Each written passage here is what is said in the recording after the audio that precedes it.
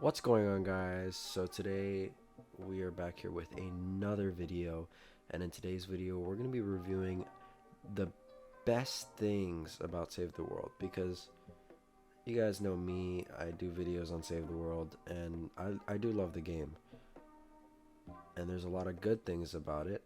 Now there are some bad things about it that's going to come up in another video, but I wanted to review the good things before the bad things because overall I do like this game. So let's get into it. So the first best thing about Save the World is the amount of stuff to do. It's just a game where it's very hard to run out of things to do. So many missions, so many quests, so many different places you can go.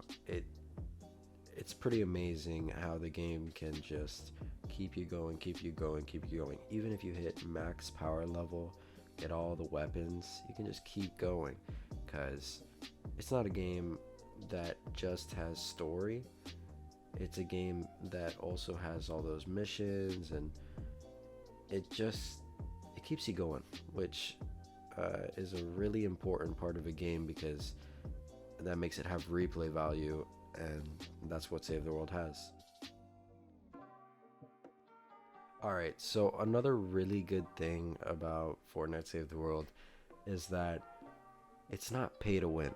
You know, there's a lot of games, especially nowadays, where you gotta pay to get the best weapon or to get all these good things.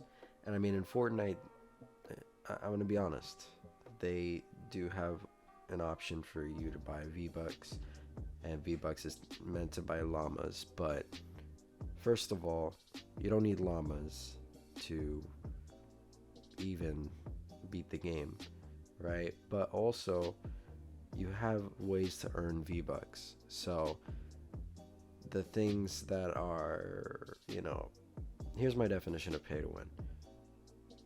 The only way to have this advantage is by paying for it, which Fortnite Save the World does not really do. I mean, you can look at it like, oh, they make you pay for V-Bucks, but you have opportunities to win them in missions and quests, right? But of course, that is not an opportunity that you can get for as new players, but as founders, which I believe most people are founders, but there are some new players. So I will admit that if you're a newer player, you may have to buy those V-Bucks, but they do have X-ray tickets, which are meant for buying llamas. So the only reason they did that was to prevent players from getting Save the World, so that they could do missions for V-Bucks and then spend them on skins. So basically, they could cover their butts on saving money, which is kind of scummy, but still not pay to win. So one of my favorite things about games nowadays is the variety of ways to play the game, because the developers of that game will set different ways to play, which is super fun, because I think it makes the game have more replay value. You can play a lot more, a lot easier, and it's a lot more fun. And this is one of the things that I think Save the World is really good at, because they have 4 different classes of heroes, which all do very different things, and they have all these different heroes in general, which improve your weapons, your movement speed, the amount of jumps you can have, the power of your builds, power of your traps, power of your pistol, assault rifle, shotgun. Then they have all the different weapons too, from common to mythic.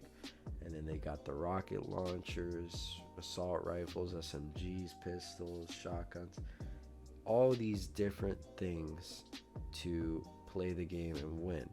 You could go to an Atlas mission and you could either build around it with traps with a constructor and destroy the zombies, or you could go with an Outlander and put down your abilities and kill the husks, or you could go with a ninja, play with a sword, maybe go with a soldier and an assault rifle.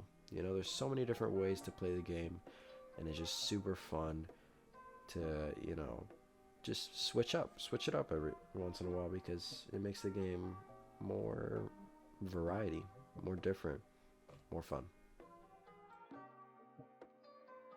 All right, guys. So the final thing I really want to tell you that I like about Save the World is, at least in my opinion, it's one of those games that's the perfect combination between single player and multiplayer.